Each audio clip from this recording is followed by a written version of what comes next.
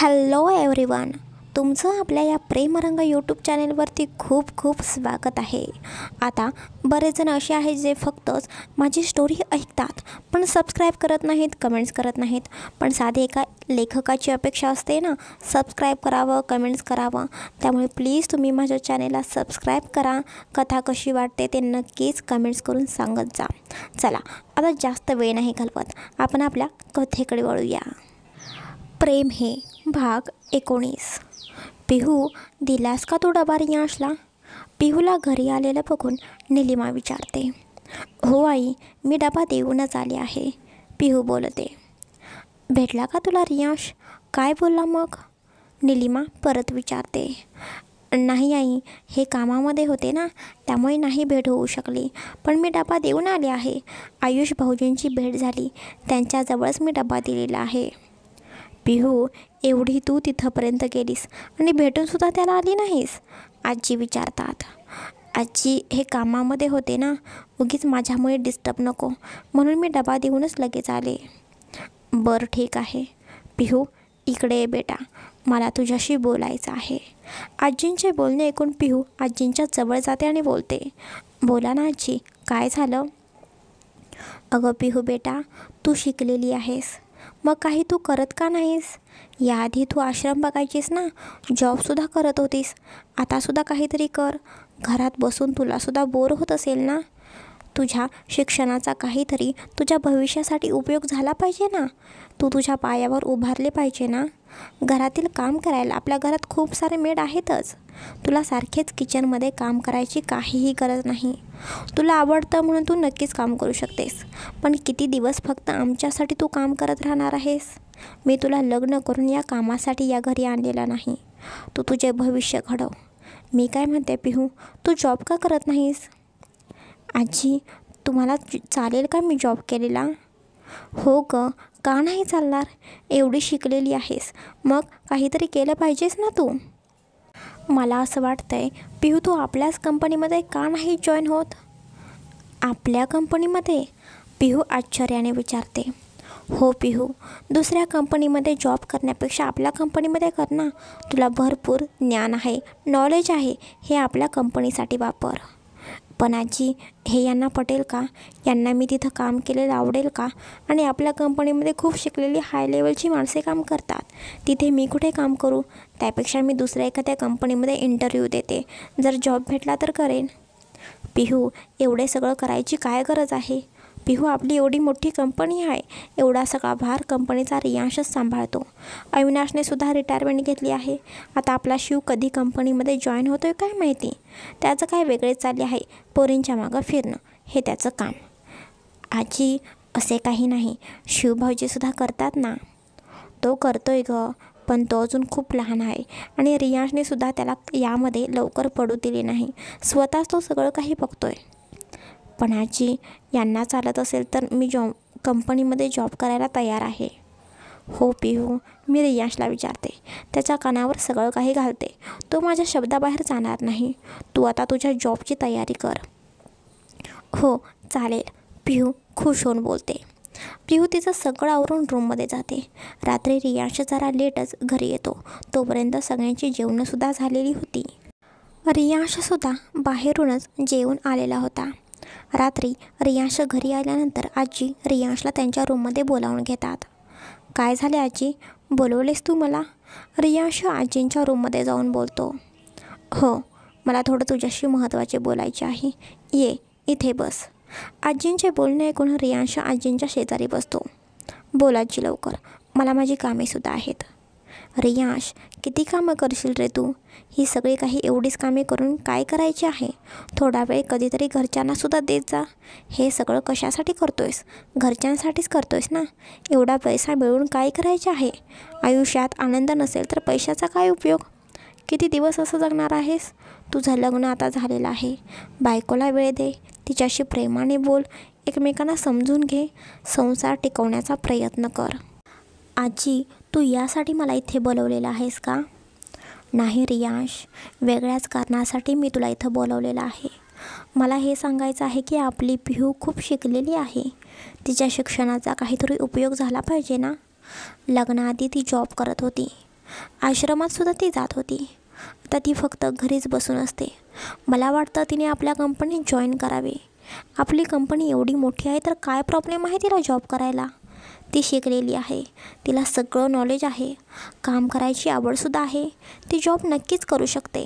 आणि महत्त्वाचे म्हणजे रियांश, तुला आठवत असेल आपल्याच कंपनीला पिहूनेच एक कॉन्ट्रॅक्ट मिळवून दिलेले होते. म्हणजे बघ ना, तिला काहीच जास्त माहिती नसताना तिने ते प्रेझेंटेशन केले आणि तिला ते कॉन्ट्रॅक्ट मिळवून दिले. तिचा हुशारपणा या सगळ्या गोष्टींमध्ये दिसून येतो. तिने घरात काम करत बसू नये असं मला वाटतं. तिने तिचं भविष्य घडवावे. लग्न झालं की मुलींनी फक्त घरात बसावे असे नसते ना, त्यांनासुद्धा जगण्याचा अधिकार आहे, स्वतःच्या पायावरती उभा राहायचा अधिकार आहे. तिला जे आवडतं, तिला जे पाहिजे ते ती करू शकते. लग्न झालं म्हणजे तिने फक्त तिचे आयुष्य सासू सासरे, घरचे लोक, नवरा यांची कामं करण्यात घालवू नये. आधीचा जमाना गेला आहे. आता जास्तीत जास्त मुली बाहेर पडत आहेत, स्वतःच्या पायावर उभा राहत आहेत. आपल्या पिहूने तरी का मागे राहावे. याच जागी जर तुला बहीण असती तर तू तिला स्वतःच्या पायावर उभे केले असतेस ना. तसंच मला वाटतं पिहूने सुद्धा काहीतरी करावे. एवढी शिकली आहे तर त्याचा उपयोग तिने योग्य पद्धतीने करावा. यावर मी तिच्याशी बोलले आहे. आता फक्त जॉब करायला तुझ्या परमिशनची गरज आहे. आजी, तू सगळं ठरवलंच आहेस तर मी काय बोलणार. ती करू शकते आपल्या कंपनीमध्ये जॉब. फक्त माझी एकच इच्छा आहे, आपल्या कंपनीमध्ये तिला सहजासहजी जॉब भेटणार नाही. बाकीचे एम्प्लॉई इंटरव्ह्यू देऊन जॉब मिळवतात, मग तसे तिलासुद्धा इंटरव्ह्यू द्यावा लागेल. इंटरव्ह्यूमध्ये सिलेक्ट झाली तरच ती आपल्या कंपनीमध्ये जॉब करू शकते. चालेल की, ती हुशार आहे, ती नक्की सिलेक्ट होईल. मी तिला सांगते. तू फक्त इंटरव्ह्यू कधी आहे तेवढं सांग. ओके, चालेल. मला काहीच प्रॉब्लेम नाही. फक्त तिने आपल्या कंपनीमध्ये एक एम्प्लॉई म्हणून काम करायचे. मी अजूनही आमचं रिलेशनशिप कोणालाही सांगितले नाही. त्यामुळे ती जर सिलेक्ट झाली तर तिने आमच्या रिलेशनशिपबद्दल कोणाला बोलायचे नाही. रियांश, तू या 4 महिन्यांमध्ये पिहूला नक्कीच ओळखत असशील. आजपर्यंत ती कोणाला काही तुमच्या रिलेशनशिपबद्दल बोललेली आहे का. ती काही नाही बोलणार. तीसुद्धा स्वाभिमानी आहे. तिच्या जिद्दीवर हा ती जॉब मिळवेल आणि जिद्दीने कष्टाने काम करेल. तिला या सगळ्या गोष्टींसाठी ओळखीची गरज नाही. ओके, मी जातो, मला माझी कामं आहेत. रियांश बोलतो आणि बाहेर निघून जातो. देवा, पिहू या परीक्षेत पास होऊ दे रे. जर ती जास्तीत जास्त रियांशसोबत राहिली तर दोघांना एकमेकांचे स्वभाव समजतील, एकमेकांची सवय होऊन जाईल, एकमेकांच्या सानिध्यात राहतील. जर असे झाले तर या दोघांना कोणीही वेगळे करण्याचा प्रयत्नसुद्धा करू शकत नाही. बाप्पा, हा माझा प्लॅन सक्सेसफुल कर रे. आजी देवाशीच प्रार्थना करत होत्या. तेच इकडे रियांश रूममध्ये जातो. जाऊन बघतो तर काय, पिहू मॅडम आजसुद्धा सोफ्यावरती झोपलेल्या होत्या. खरं तर रियांशला आता पिहूशी बोलायचे होते. त्यासाठी तो आजींना लवकर बोल, काय काम आहे अशी कारणे देत होता. दिवसभर फक्त त्याची चिडचिड होत होती. घरी आल्यानंतर आजीने बोलवले, तिथे त्याचा भरपूर वेळ गेला.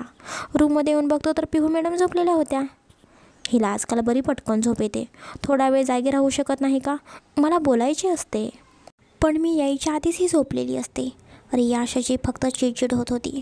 ऑफिसमध्ये का थांबली नाहीस असं त्याला विचारायचे होते, पण एकाच घरात राहून पिहू भेटतसुद्धा नव्हती. रियांश कालच्यासारखंच पिहूला उचलतो आणि बेडवरती आणून ठेवतो. तुला समजत नाही का, बेडवर झोपायचं. एवढा मोठा बेड आहे, मी एकटा झोपू का इथे. सोफ्यावरती नीट झोपतासुद्धा येत नाही. रियांश सगळ्या लाईट बंद करतो. आजसुद्धा पिहूला तो त्याच्या मिठीमध्ये घेऊन झोपतो. दुसऱ्या दिवशी सकाळी पिहूला जाग येते. आजसुद्धा रियांशच्या मिठीमध्ये बघून पिहूचा संपूर्णपणे गोंधळच उडतो. देवा, हे काय घडत आहे. मी तर रोज सोफ्यावरती झोपते आणि सकाळी बेडवर कशी काय येते. एवढी मला रात्री चालायची सवय लागलेली आहे का. पण असे कसे होऊ शकते. यांना जर समजले मी रोज यांच्या मिठीमध्ये झोपते तर माझे काही खरे नाही. आधीच हे माझ्यावरती खूप रागवतात. जितके यांच्यापासून दूर जायचा प्रयत्न करते तेवढंच जास्त मी यांच्यात जवळ येत आहे. देवा बाप्पा, यातून मला वाचव रे. यांना समजले की माझे काही खरे नाही. पिहू एकटीच बडबड करत असताना तिचे लक्ष रियांशकडे जाते. रियांश घट्ट मिठी मारून तिला झोपलेला होता. त्यामुळे पिहूला लांबसुद्धा जाता येत नव्हते. पिहू आज रियांशच्या चेहऱ्याकडे खूप जास्त जवळून बघत होती. आज त्याचा चेहरा खूप प्रसन्न वाटत होता. हे किती छान दिसतात ना. पण राग आला की काय होते यांना काय माहिती.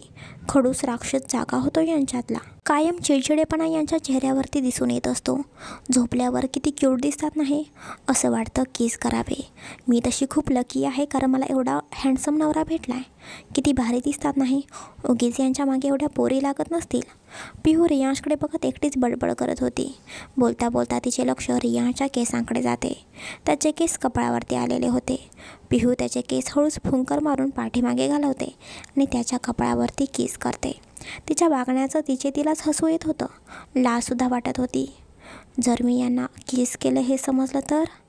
छे, असं कसं समजेल? हे तर झोपले आहेत. यांच्यातला राक्षस झोपून उठल्यावर जागा होईल, तोपर्यंत मी पळते.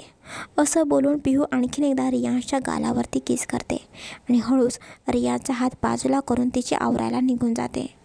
पिहू आवरायला निघून गेल्यानंतर रियांश हळूच त्याचे डोळे ओपन करतो.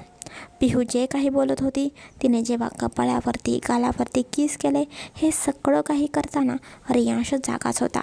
फक्त तिचा तो सहवास तो अनुभवत होता.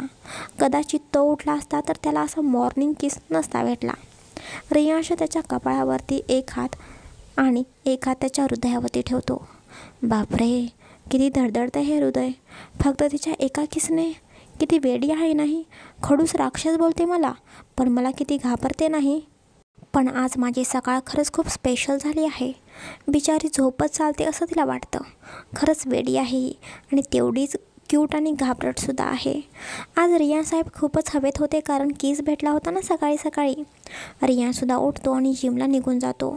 इकडे पिहू तिचे पटकन आवरते. बेडवर बघते तर रियांश कधीच उठला होता. हुश, बरं झालं ही उठले आहेत आणि इथे रूममध्ये नाहीत. पिहू विचार करतच आरशासमोर जाते आणि तिचे आवरू लागते. अचानक तिला आरशासमोर रियांश दिसतो. झाले, मॅडम इथेच गार पडल्या. पिहू आता खूपच घाबरलेली होती. यांना समजले की काय की रोज मी यांच्याजवळ झोपते. बाप्पा, असं काही होऊ नये रे. या राक्षसाला रागवू देऊ नकोस. तेच इकडे रियांश पिहूच्या पाठीमागे उभा राहतो आणि टेबलजवळ असलेले मंगळसूत्र हातामध्ये उचलतो आणि पिहूचे केस सगळे पुढे सारून तिच्या गळ्यामध्ये मंगळसूत्र घालतो. पिहू फक्त आरशामध्ये रियांशला बघत होती. रियांशच्या स्पर्शामुळे पिहूच्या मनात एक वेगळीच फिलिंग दाटून आलेली होती. रियांश हळूच पिहूच्या गळ्यात मंगळसूत्र घालून तिच्या दोन्ही खांद्यावरती त्याचे हात ठेवतो. रियांशचे हात पिहूच्या खांद्यावरती पडताच पिहू पटकन तिचे अंग चोरून घेते. रियांशचा प्रत्येक स्पर्श तिला असह्य करत होता. रियांश पिहूला त्याच्याकडे वळवतो. पिहूला आता कुठे पळून जावे आणि काय करावे असं वाटत होतं. पटकन रियांशच्या मिठीत आपला चेहरा लपवा असे तिला वाटत होते. रियांश हळूच पिहूचे दोन्ही हात त्याच्या हातामध्ये घेतो. रियांशचे हे वागणे पिहूला काहीच समजत नव्हते. पिहूचा चेहरा लाजून पूर्ण लाल झालेला होता. रियांश पिहूचा हात पकडून तिच्या चेहऱ्याजवळ येत होता. इकडे पिहूच्या पोटात हजारो फुलपाखरे उडत होती. रियांश पिहूच्या चेहऱ्याजवळ आलेला होता. पिहू फक्त मान खाली घालून उभा होती. भाई भाई, शिव ओरडतच रूममध्ये येतो. पिहू अचानक घाबरून रियांशचा हात पटकन सोडते आणि त्याच्यापासून लांब जाते. दोघे अचानक शिवचा आवाज आल्यामुळे गोंधळून गेलेले होते. रियांश रागाने शिवकडे बघत होता. रियांश आणि पिहूला जवळ बघून शिवला थोडीशी शंका आलेलीच होती. भाई, मी डिस्टर्ब केले का तुम्हाला? शिव हसतच विचारतो. काय काम होते? कशासाठी आलेला आहेस तू इथे? रियांश रागाने बोलतो. ते तिकडे पिहू बोलते. शिवभाऊजी, तुम्ही बोला, मी खाली जाते. अगं वहिनी, तू का खाली जात आहेस? सॉरी अगं, मी तुम्हाला डिस्टर्ब केले. नाही, तसं काही नाही, मी जाते, मला काम आहेत. पिहू बोलते आणि पटकन खाली निघून जाते. काय काम आहे तुझं? रियांश रागातच शिवकडे बघून बोलतो. भाई, एवढा का चिडत आहेस? अरे मला काय माहिती तुमचं काय चालले आहे. दरवाजा तरी बंद करायचा ना. शिव, झाली का तुझी फालतूची बडबड? सॉरी भाई. अरे मी तुला हे सांगायला आलेलो होतो की आयुष दादा खाली आलाय. तुझी तो वाट बघत आहे. हो, पुढे आलो मी. आता तू काय करणार आहेस बाहेर रूममध्ये? वहिनी तर खाली गेली, मग एकटा काय करणार आहेस? शिव, तू ना खूप बोलत आहेस. शिव रियांशला चिडवत खाली पळून निघून जातो. हा शिव ना नको तिथे टपकतो. मला बोलायचे होते पिहूशी. आजसुद्धा बोलणं नाही होणार असं वाटतंय. तेच इकडे आजी पिहूला बोलून बोलतात. पिहू, मी रियासोबत तुझ्या जॉबबद्दल बोललेले आहे. त्याला तुझ्या जॉबबद्दल काहीही प्रॉब्लेम नाही. फक्त त्याची एक अट आहे की तू आपल्या कंपनीमध्ये इंटरव्ह्यू देऊनच जॉब मिळवावा. चालेल ना तुला? हो आजी, मला काहीच प्रॉब्लेम नाही. मी तयार आहे. पण आजी, इंटरव्ह्यू कधी आहे? पिहू, ते रिया सांगेलच तुला. तोपर्यंत तू निवांत राहा. एकदा तुझे ऑफिस सुरू झाले की तूसुद्धा कामामध्ये बिझी होशील. नंतर कुठे जायला मिळणार नाही, काही करता येणार नाही. आणि आपला रियांश कामाबद्दल खूपच स्ट्रिक्ट आहे बरं का. त्याला सारख्या सुट्ट्या घेतलेल्यासुद्धा अजिबात आवडत नाही. त्यामुळे जोपर्यंत जॉबचे काम सुरू होत नाही तोपर्यंत तुला जिथे जायचे आहे, काय करायचे आहे ते करून घे. शॉपिंग वगैरे काही करायची असेल तर कर. आता तू जॉब करशील तेव्हा साडी नेसून थोडी चालणार आहे. आजी, माझ्याकडं सगळं काही आहे. काही शॉपिंगची गरज नाही. आणि तसं मला कुठे जायचेसुद्धा नाही. पण मी थोडे दिवस आदूकडे जाऊन येऊ का? म्हणजे आजी, मी कितीतरी दिवस झालं तिच्याकडे गेलेच नाही ना. तीसुद्धा माझी खूप आठवण काढत असते. अगं पिहू, मग यात विचारायचं काय आहे? तू जाऊ शकतेस. आता तेच तुझं माहेर आहे ना. आणि लग्न झाल्यापासून तू गेलीसुद्धा नाहीस. खरं तर रीतिरिवाजाप्रमाणे लग्न झालेल्या बाईने 5 दिवसांसाठी माहेरी जायचं असतं. पण तुमचे लग्न अशा परिस्थितीत झाले की आपल्याला काहीच करता नाही आले. असो, जे झालं ते झाले. आता तुझी इच्छा आहे तर तू जाऊन ये. नंतर जॉबच्या मागे लागलीस की तुझ्या मैत्रिणीसाठी तुला वेळ मिळणार नाही. इथे राहूनसुद्धा तू बोर झाली असशील ना. नाही आजी, असे काही नाही. तुम्ही सगळे आहात ना, त्यामुळे काही नाही वाटत. हो गं, आम्ही सगळेजण आहोतच. पण आपली जवळची मैत्रीण एक अशी असते जिला आपण आपल्या मनातील सगळ्या काही गोष्टी सांगू शकतो. तू जा पिहू अदितीच्या घरी. मी तर म्हणते चांगले 2-3 आठवडे निवांत राहा, एन्जॉय कर. आजी, एवढे दिवस नको. मी येईन लगेचच परत. पिहू बेटा, फक्त मी बोलले म्हणून तू कसलाच विचार न करता लग्नासाठी तयार झालीस. लग्नाला 4 महिने झाले तरी रियाश अजून तुझ्याशी नीट बोलत नाही. तुमच्यामध्ये जे नवरा बायकोचे नाते असते ते अजून झाले नाही. तू जरी काही बोलत नसलीस तरी मला तुझी परिस्थिती समजते गं. माझा रियासुद्धा असा नाही गं. त्याचा खरा स्वभाव वेगळाच आहे. पण परिस्थितीमुळे माणूस बदलतो. तसेच काही रियाचे झाले. पण कुठेतरी आशा आहे की रियाचा स्वभाव बदलेल. आजी, तुम्ही नका इतकी काळजी करू. हे सुद्धा नक्कीच बदलतील. हो गं पिहू, आजपर्यंत तीच आशा ठेवून मी आहे. आता कधी बदलेल ते देवालाच माहिती. मी त्याला खूप समजावले आजपर्यंत. ते जाऊ दे पिहू, तू कधी जातेस? आज जातेस का? आज? पिहू आश्चर्याने विचारते. हो आज. आता जायचे ठरवलंच आहेस तर जा ना आज. तू पटकन तुझे आवर. मी ड्रायव्हरला सांगते तुला आदितीच्या घरी सोडायला. असं कसं मी जाऊ आजच? ह्यांना सांगितले पाहिजे ना. हे काय बोलतील? यांना भेटून तरी जाते. पिहू मनामध्येच विचार करू लागते. पिहूला असं विचार करताना बघून आजी बोलतात. काय झालं पिहू, आवरतेस ना? ते आजी, म्हणजे आईंना एकदा विचारते ना. आई काय बोलतात बघते, मग जाते ना. अगं नीलूला मी सांगते ना. आणि आम्ही काय एवढ्या स्ट्रिक्ट आहोत का गं प्रत्येकाची परमिशन घ्यायला? तुला पाहिजे ते तू करू शकतेस. बरं ठीक आहे, जाते मी, आवरते. खरं तर पिहूला आज जायचे नव्हते. रियांशला सांगून जायचे असं तिच्या मनामध्ये सुरू होतं. पण आजींच्या पुढे ती तरी काय बोलणार होती. त्यामुळे पिहू जायला तयार होते. दुपारची वेळ. दारावरची बेल वाजते. आदू, कोण आहे बघ गं? अदितीची आई बोलते. हो बघते, अदिती बोलते. अदिती हातातलं काम सोडून दरवाजा उघडण्यासाठी जाते. दरवाजा उघडून बघते तर दारामध्ये पिहू उभा होती. पिहूला बघून खरं तर आदितीला खूप आनंद झालेला होता. पण मॅडमांना रागसुद्धा आलेला होता. तुम्ही कोण? काय पाहिजे तुम्हाला? अदिती रागात विचारते. अदितीचे वागणे बदललेले बघून पिहूला समजते की आदू रागावलेली आहे. ए आदू, बास करगत आता तुझे नखरे. तुम्ही कोण आहात? असे का माझ्याशी बोलत आहात? कोण पाहिजे तुम्हाला? मला माझी आदू पाहिजे. भेटेल का ती मला? नाही, नाही भेटू शकत ती. का? कारण त्या बिझी आहेत. त्यांना तुमच्याशी बोलायचेच नाही. माणसांचे बरे आहे, आता मोठ्या घरात गेलेत ना ते, त्यामुळे आम्हाला ते विसरलेले आहेत. कधी कॉल नाही, मेसेज नाही, कधी भेटायलासुद्धा येत नाहीत. त्यामुळे आम्हालासुद्धा कोणाला भेटायची इच्छा नाही. आदू, सॉरी ना गं, नाही जमत मला कॉल करायला, मेसेज करायला. माझा फोन बंद आहे ग. एकदा सांगितलेले तुम्हाला समजत नाही का? आम्हाला तुमच्याशी बोलायचं नाही. अदिती रागातच बोलत होती. तेवढ्यात पाठीमागून अदितीची आई विचारते, अदिती, दारात का उभा आहेस? कोण आहे? अगं आई, कोणीतरी मुलगी आलेली आहे. अगं कोण आहे? नाही विचार, काय काम आहे? अगं आई, पिहू कुलकर्णी, सॉरी पिहू देशमुख अशी कोणीतरी व्यक्ती आहे जी आपल्याला भेटायला आलेली आहे. अदिती रागात बोलते, काय? पिहू आलेली आहे? अगं मग तिला दारात का उभे केले आहेस? आत बोलाव ना. अदितीची आई किचनमधून पटकन बाहेर येते आणि दरवाजाजवळ जाऊन पिहूला आतमध्ये यायला सांगते. ए आदू, काय ग? तिला एवढा उशीर दारात कोणी उभा करते का? मी समजू शकते, एवढ्या दिवसांनी ती आलेली आहे आणि तुम्ही आज कितीतरी दिवसांनी दोघी भेटत आहात.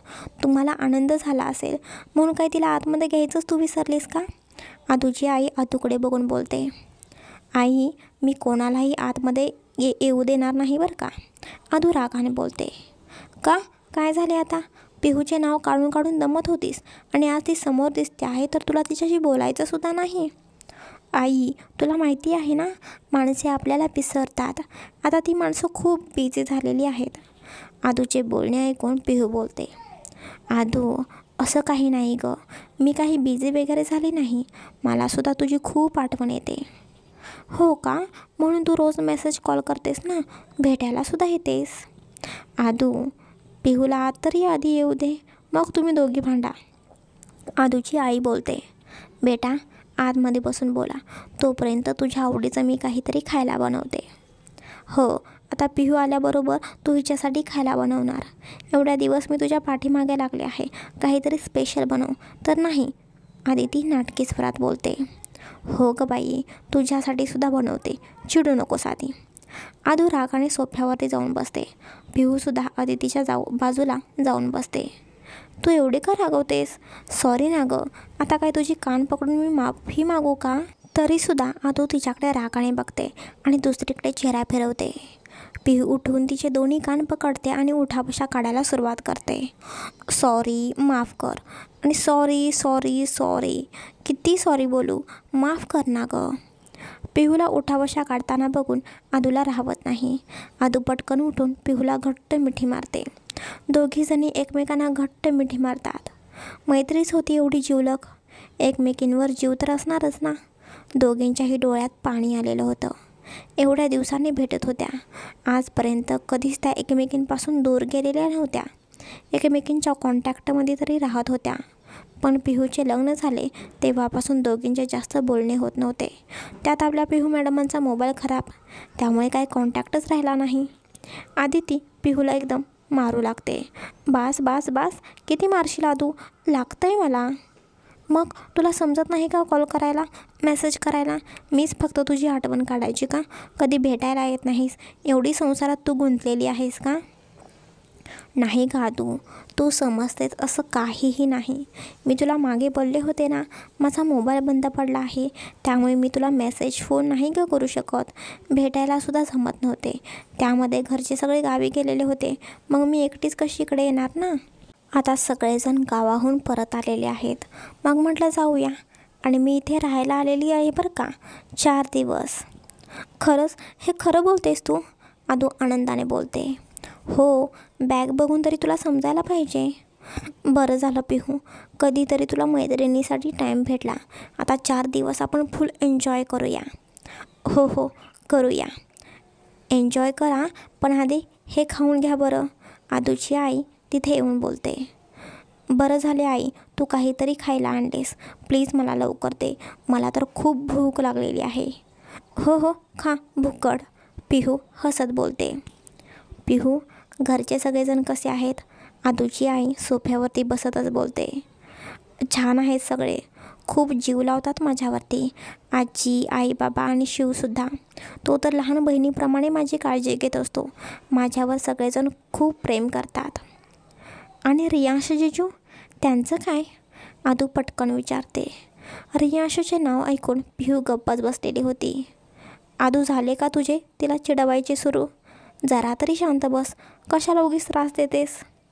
पिहू बेटा, तू खुश आहेस ना? बस, आणखीन काय पाहिजे? मग अशीच नेहमी हॅप्पी राहा.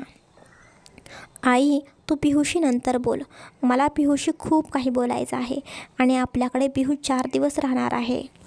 खरंच? हे बरे केलेस तू राहायला आलीस, आदूची आई आनंदाने बोलते. हो काकू, ते आजी बोलत होत्या मी काहीतरी जॉब वगैरे करावा. मग आमच्याच कंपनीमध्ये इंटरव्ह्यू देऊन मी जॉब बघणार आहे. असे का?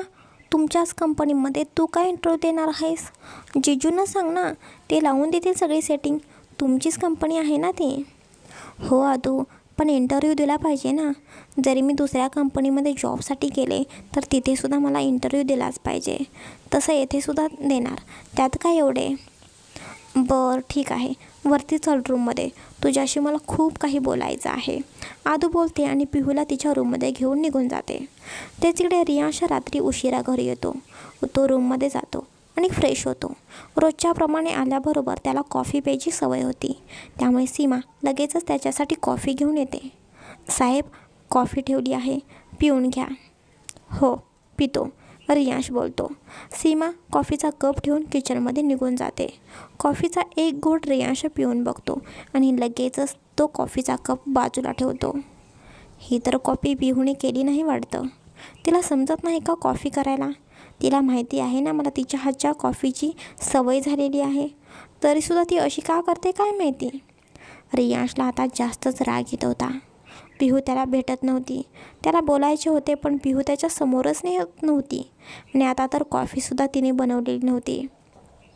एवढी कसली बिझी झालेली आहे, नवऱ्यासाठी कॉफी करायला टाईम नाही. रियांश रागातच कॉफीचा मग बाजूला सारून त्याचे काम करू लागतो. रात्री सगळेजण एकत्र जेवायला बसलेले असतात. रियांशसुद्धा सगळ्यांसोबत जेवायला आलेला होता. त्याला घरात पिहू कुठेच दिसत नाही. त्याची नजर फक्त पिहूला शोधत होती. त्याला वाटते की ती किचनमध्ये असेल, म्हणून तो किचनमध्ये जातो. आज चक्क रियांशला किचनमध्ये बघून सगळेजण आश्चर्यचकित होतात, कारण रियांश कधीच किचनमध्ये जात नव्हता. साहेब, तुम्हाला काही पाहिजे का? सीमा काकू विचारतात. नाही, ते पाणी पाहिजे होतं. साहेब, मग पाणी बाहेर आहे की? हो का, पण मला थंड पाणी पाहिजे होते. बरं थांबा, मी देते. सीमा रियांशला पाणी देते. रियांश उगीच थोडेसे पाणी पितो. खरं तर तो पिहू किचनमध्ये आहे का हे बघायला आलेला होता, पण पिहू किचनमध्ये सुद्धा नसते. रियांशचा आता मूड ऑफ होतो. तो तसाच किचनमधून बाहेर येतो. रोजच्याप्रमाणे पिहू जेवायलासुद्धा नव्हती. कोणी तिला जेवायलासुद्धा बोलवलेले नव्हते. कुठे गेली ही? जेवायलासुद्धा आली नाही. घरात नाही का? आता मला कसं समजेल ही कुठे आहे ती? घरच्यांना विचारू का? पण असं कसं घरच्यांना विचारू? रियांश थोडा विचार करतो आणि बोलतो. आजी, आजचं जेवण कोणी बनवलेलं आहे का? का असं काय विचारत आहेस? रियांश, रोज जेवण कोण बनवतं? पिहू आणि सीमा, त्यांनीच बनवलं असेल. आजींचे खरे तर रियांशकडे बारीक लक्ष होते. त्यांनी मुद्दाम घाईगडबडीने पिहूला अदितीच्या घरी पाठवलेले होते, जेणेकरून रियांशला पिहूबद्दल एक ओढ निर्माण होईल. खरं तर माणूस लांब गेला की माणसाची किंमत कळते. त्या माणसाबद्दल आपल्या मनात काय फिलिंग आहेत हे आपल्याला समजतं. त्यासाठी काही वेळेला डिस्टन्ससुद्धा महत्त्वाचा असतो. म्हणूनच आजींनी मुद्दाम पिहूला तिकडे पाठवलेले होते. आजी, बाकी सगळेजण कुठे आहेत गं? रियांश परत विचारतो. बाकीचे कोण? अविनाश का? आजी मुद्दामच पिहूचे नाव घेत नाहीत. हां, डॅड कुठे आहे? तो बाहेर त्याच्या मित्रांकडे गेला आहे. किती दिवसापासून तो त्याच्या जुन्या मित्रांना भेटलाच नाही ना, म्हणून गेलेला आहे. ओके. रियांश आता इतकेच बोलतो. रियांशला खरं तर जे पाहिजे होते ते कोणीच बोलत नव्हते. कोणच पिहू कुठे गेली हे त्याला सांगत नव्हते. त्यामुळे रियांश रागातच रूममध्ये निघून जातो. आजी इकडे रियांशची फक्त मज्जा घेत होत्या. रियांश रूममध्ये इकडे तिकडे फेऱ्या मारत होता. मला बघायचे होते तिला. कुठे गेली आहे ही? तिला कॉल करायचा तर तिच्याजवळ मोबाईलसुद्धा नाही. मग आता काय करू? रियांश मनाशीच विचार करू लागतो. हां, एक आयडिया आहे. शिवला जाऊन विचारतो, त्याला नक्कीच माहिती असेल. रियांश मनाशीच विचार करत शिवच्या रूममध्ये जातो आणि बोलतो, काय करत आहे शिव तू? अरे भाई, आज चक्क तू माझ्या रूममध्ये? कुठे दिवस उजाडला? तुझे बिझी शेड्यूल सोडून तू माझ्यासाठी टाईम काढत आहेस? शिव, एवढा मी बिझी नसतो. मला सांग, तुझं काय चाललेलं आहे? माझं मस्त, रोज निवांतच चाललेले असते भाई. बरं मग आज एकटाच काय करत आहेस? भाई, असं का विचारत आहेस? मी एकटाच असतो. आता मला थोडीच तुझ्यासारखी बायको आहे. शिव, तू तुझ्या बहिणीसोबत सारखं सतत घुटमळत असतोस ना, म्हणून विचारले. बाय द वे, कुठे आहे ती? अच्छा, म्हणजे तुला वहिनीबद्दल बोलायचे आहे. मग सरळ सरळ बोल ना, वहिनी कुठे गेलेली आहे? असं का कोड्यात बोलत आहेस? नाही, तसं काही नाही. मी सहज विचारले. कुठे दिसली नाही ती म्हणून विचारावं म्हटलं. हो का, तेवढं समजतं बरं का मला. वहिनीच्या मैत्रिणीकडे गेलेली आहे राहायला. 2-3 आठवडे तरी वहिनी तिथे राहील बघ, असं मला वाटतंय. काय, एवढे दिवस? रियांश मोठ्यानेच बोलतो. का, तुला काही प्रॉब्लेम आहे का? नाही, मला कशाला काही प्रॉब्लेम असेल. मग ठीक आहे ना, राहू दे तिला निवांत. इथे बसून पण काही लोकांची कटकट असते. काही लोकांचा राग बहिणीला सहन करावा लागतो. त्यापेक्षा ती तिथे राहू दे. म्हणजे तुला काय म्हणायचं आहे? मी कटकट करतो का? मी रागवतो का? अरे भाई, मी असे कुठे बोललो आहे तुला? घरात तूच एकटा माणूस आहेस का? मी सुद्धा काही वेळेला बहिणीला त्रास देतो. तू आता तुझ्यावर ओढून घेत आहेस बघ. शिवचे बोलणे ऐकून रियांश रागाने त्याच्या रूममध्ये निघून जातो. असं कसं ती मला न सांगता जाऊ शकते? 2-3 दिवस झाले मी तिच्याशी बोलायचा प्रयत्न करतोय. एकाच रूममध्ये राहून मी तिच्याशी बोलूसुद्धा शकत नाही. माझ्यासमोर ती येतसुद्धा नाही. आणि आज तर न सांगताच मैत्रिणीकडे गेली. मला काही किंमत आहे की नाही? अशी कशी ती वागू शकते? आणि काय तर म्हणे 2 ते 3 आठवडे ती तिथे राहणार. एवढ्या दिवस राहायची काय गरज आहे? 1-2 दिवस ठीक आहे ना, फक्त भेटून यायचे नाहीतर तिलाच बोलवायचे. हिला जायची काय गरज होती? जाऊ दे, मला काय करायचे? मी का तिचा एवढा विचार करतोय? मला माझं काम महत्त्वाचं आहे, ती नाही. खरं तर रियांशला पिहूची खूप आठवण येत होती, पण त्याच्या मनाला ते पटत नव्हते. तो स्वतःला त्या सगळ्या गोष्टींपासून दूर करण्याचा प्रयत्न करत होता. पिहूची खूप आठवण येते, तिच्याशी बोलावेसे वाटते, हे तो कधीच ॲक्सेप्ट करणार नव्हता. वा वा वा आजी, तुझा काय प्लॅन सक्सेसफुल होत आहे. भाईचा जीव बहिणीसाठी एकदम कासावीस होत आहे बघ. आग अब लग चुकी है, सिर्फ दोनों तरफ लगनी चाहिए, फिर मजा आ जाएगा. शिव आजींच्या रूममध्ये येऊन हसत बोलतो. हे घरी मला शोधत असतील का? मी घरात नाही हे यांना कोणी सांगितलं असेल का? मी आज कुठे आलेली आहे हे यांना समजले तर यांना राग येईल का? मी यांना न सांगता आले. मी पण खरं तर यांना सांगून यायला पाहिजे होतं. पण यांना का राग येईल? यांचं कुठे माझ्यावरती प्रेम आहे? मला फक्त बघून चिडचिड करत असतात. उलट मी नाही म्हटल्यावर निवांत राहतील हॅप्पीली. मी उगीचच यांचा जास्त विचार करते, त्यांच्यापासून लांब जाण्याचा प्रयत्न करते, पण माझंच मन त्यांना त्यांच्या जवळ आणतं आहे. खरंच मला आता यांच्यापासून लांब राहिलं पाहिजे. एकदा आमचा डिवोर्स झाला की मलासुद्धा त्या घरातून बाहेर पडले पाहिजे. पिहू या सगळ्या गोष्टींचा विचार करत होती. तेवढ्यात आदू बोलते. काय झालं? एवढा कसला विचार करतेस? जिजूंची आठवण येत आहे का? आदूचे बोलणे ऐकून पिहू पटकन भानावरती येते आणि बोलते. नाही ग, असं काही नाही.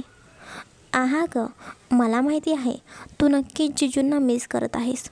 उगीच माझ्यापासून ते लपवू नकोस. अगं आदू, खरंच तसं काही नाही. जाऊ देत, चल आपण उद्या बोलूया. मी झोपते, मला खूप झोप येत आहे. पिहू बोलते आणि पटकन झोपी जाते. तेच दुसऱ्या दिवशी रियांश लवकरच उठतो आणि त्याचा आवरून ऑफिसला जाण्यासाठी तयार होतो. रियांश, एवढ्या लवकर तू ऑफिसला का चाललास? नाश्ता तरी करून जा. निलिमा बोलते. नाही मॉम, मला भूक नाही, मी जातो. रियांश बोलतो आणि बाहेर निघून जातो. याला काय झाले आता? असा का हा नाश्ता न करताच निघून गेला? नीलू, त्याची बायको घरात नाही ना, त्यामुळे त्याची ही अवस्था झालेली आहे. मग कसा करेल तो नाश्ता? आजी हसत बोलतात. हो का? असे आहे का? मला तर काहीच माहिती नाही. नीलिमा हसत बोलते. नीलू, तू फक्त आता मजा बघ. म्हणजे आई, आपण आता असं समजायचं का की आपला रियांश पिहूच्या प्रेमामध्ये पडला आहे? नाही नीलू, आपण आता कोणतेही तर्क नाही लावू शकत. तो आपला रियांश आहे. आपण त्याला चांगलेच ओळखतो. त्याला खरं तर प्रेम म्हणजे नक्की काय हे आत्ता नाही समजणार. त्याला पिहूची ओढ लागलेली आहे. त्याला पिहूची सवय झालेली आहे. त्यामुळे त्याची अशी अवस्था झालेली आहे. आपण फक्त बघत बसायचं तो काय करतोय. आपण काहीही बोलायचं नाही बघ. तेच इकडे RD कंपनीमध्ये. रियांश, हे काय, आज तू सगळ्या मीटिंग का कॅन्सल केल्यास? आयुष रियांशच्या केबिनमध्ये येऊन विचारतो. तेच इकडे रियांश एकदम शांतपणे बोलतो. हो, केल्या. अरे पण का? असंच, माझा मूड नाही. रियांश देशमुखचा मूड नाही म्हणून सगळ्या मीटिंग कॅन्सल केल्या? असं कसं होऊ शकते? आयुष प्रश्नार्थक नजरेने रियांशकडे बघून विचारतो. का? मी पण माणूस आहे ना. मला नाही करायच्या आज कोणत्या मीटिंग्स, म्हणून मी केल्या कॅन्सल. Any problem? नाही, मला कशाला काय प्रॉब्लेम असेल. पण आजपर्यंत कामाच्या बाबतीत रियांश देशमुख खूप सिरियस होता आणि अचानक काय झाले की सगळ्या काही मीटिंग तू कॅन्सल केल्यास? काही नाही रे, असंच. रियांश चिडचिड करत बोलतो. असं कसं काही होऊ शकतं? नक्कीच सांग, काय कारण आहे? आयुष रियांशकडे बघून विचारतो. आयुष, एकदा तुला बोललो ना, काही नाही झाले. रियांश चिडचिड करून बोलतो. ओके, तू चिडू नकोस. बरं रियांश, मला सांग, आज वहिनी डबा घेऊन येणार आहेत की नाहीत? वहिनींच्या जेवणाला खरंच खूप टेस्ट आहे बघ. मला त्यांच्या हातचं जेवण खूपच आवडतं. आयुष हसत बोलतो. तेच आयुषचे बोलणे ऐकून इकडे रियांशचा राग आणखीनच जास्त वाढलेला होता. त्यामुळे तो रागातच बोलतो. ती कशाला येईल? ती गेली आहे तिच्या मैत्रिणीकडे राहायला, अगदी 2 ते 3 आठवड्यांसाठी. एवढ्या दिवसासाठी कोण जाते का? तिला एवढंसुद्धा समजत नाही का? आणि गेली ते गेली, मला न सांगता गेली. जाताना मला भेटूनसुद्धा नाही गेली बघ ती. रियांशचे हे बोलणे ऐकून आयुष हसतच बोलतो. अच्छा, म्हणून साहेबांचा मूड खराब आहे का? आत्ता मला समजले बघ. आयुषचे बोलणे ऐकून रियांश भानावरती येतो आणि बोलतो. नाही, तसं काही नाही, मी असंच बोललो. हो, मला समजले काय आहे आणि काय नाही ते. आयुष हसत बोलतो. हे बघ आयुष, आधीच माझं खूप डोकं फिरलेलं आहे. तू उगीच आणखीनच माझं डोकं तापवू नकोस. हो, मी गप्प आहे, पण तू आधी जाऊन वहिनींना भेट, म्हणजे तू शांत होशील. मी जातो, तू बस आपला इथेच वहिनींची आठवण काढत. मी माझं काम करतो. आयुष बोलतो आणि त्याच्या केबिनच्या बाहेर निघून जातो. ते तिकडे रियांश केबिनमध्ये बसून फक्त पिहूबद्दलच विचार करत होता. चला गाईज, आजचा भाग कसा वाटला नक्की भरभरून कमेंट्स करून सांगा. आणि तुम्हाला काय वाटतं, आता रियांश काय करेल? तो खरंच 2 ते 3 आठवडे पिहूशिवाय राहू शकेल का? आणि गाईज, आपल्या चॅनेलला सबस्क्राईब करायला तेवढं विसरू नका बरं का. Bye, take care. पुढचा भाग उद्या प्रकाशित होईल.